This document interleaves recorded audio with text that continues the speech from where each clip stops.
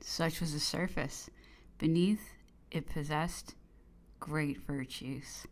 In the first place, the sense of respect, then the instinct, the taste, and the passion for becoming rich and of rising in the world. Patience, frugality, and honesty. It was in no hurry and was content to work for the future. To a king who knew how to humor him, he did not refuse to lend his money, provided he was satisfied that he got something in exchange.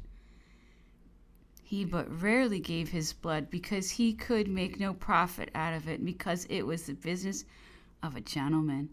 But let him be ennobled, and he will show that courage is learned much more quickly than fine manners. The less important the privileges which he has won, the more he holds to them. If they are touched, he is incensed. It is not he who of himself caused the revolution at the outset.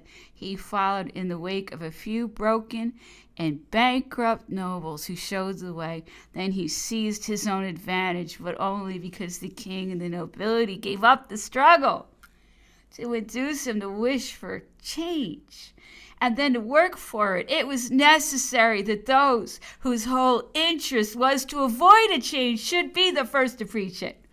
That those who had to watch over the principle of authority should employ all their weapons to destroy it.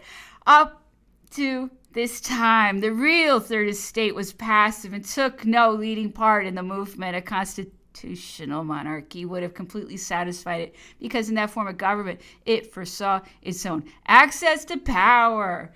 For the king, whom it looked on as outside the question, it preserved, after 3 years of revolution, a sort of respectful devotion.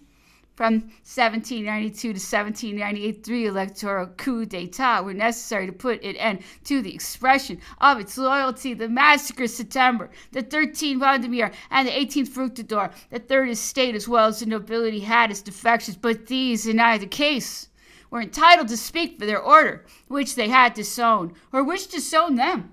The Third Estate as a body was royalist, and remained so. Below the Third Estate, still lower down, was the people, who, on solemn occasions, to the sound of peals of bells through a golden dust surrounded by glittering steel, got a glimpse of the supernatural king, loaded with gold, resplendent with precious stones, who passed like a flash of lightning, drawn by 8 horses in a coach of gold. No near approach was possible, nor contact even by chance, except on the day when that king, the elect of God, returning from the altar and consecrated with the triple anointing, touched with the hand the hideous wounds of the poorest of his subjects, and cured them. He appeared only on religious festivals or in military ceremonies in the former as a priest king. In the latter as the inheritor, a conqueror, the chief and leader of the men of the sword, the heaven-appointed defender of his people. That part of his everyday life which he had in common with ordinary beings had no existence for the crowd. Such a notion, and of the nobility which alone confers every right, usurps every privilege, is the cause of every act of tyranny, corrupts every mind, and which of that France, given over to stock jobbers, to thieves, and to bakers, makes an immense marketplace where everything is for sale. The country, justice, law, honor, everything except glory. The man of glory has appeared, who after the 10 years during which parliamentary despotism and the anarchy of the sovereign assemblies lasted, humored the disgust of the people, the roll of a drum, the display of a few grenadiers in the orangerie of St. Cloud. And all was over. And at the same moment, money recognized its master, him who alone it could not buy. For all the gold in the world could not purchase Montanati or Rivoli. But to reconstruct a France, nothing but those ragged togas soaked with gore and mud, which in the park where the 500 have thrown them away in flight, make here and there a red spot which still resembled blood. With nothing a nation was to be restored. To that end give back faith, which makes priests, honor, which makes soldiers, honesty, which is the bond of individuals and of civilized nations before everything. And as a beginning, it was necessary to restore that principle of authority which for 80 years past kings, queens, ministers, and courtiers as if an emulation had been so relentless to discredit and destroy before even it had fallen so low as to be the prey of imbeciles, incapables, and madmen. But how was this principle of authority to be restored to that pitch of power which it naturally possessed under the kings? No doubt, the general of Italy and of Egypt brings his great personal influence to strengthen the supreme magistracy with which he is invested. No doubt, it is founded on the unanimous suffrage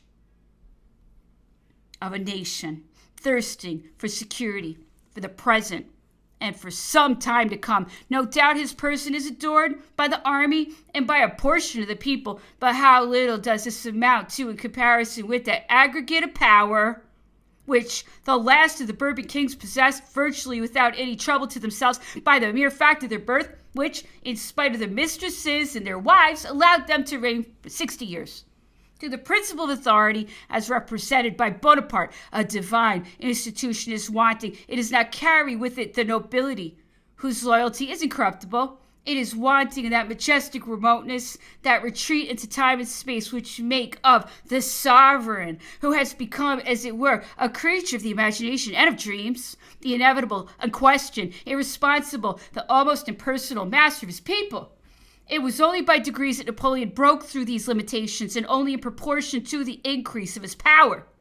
At the outset, a magistrate appointed by the people and sharing, at least nominally, exercise of that sovereign power, he was, by the express terms of the Constitution, only one member of a government appointed for 10 years, eligible for re-election indefinitely.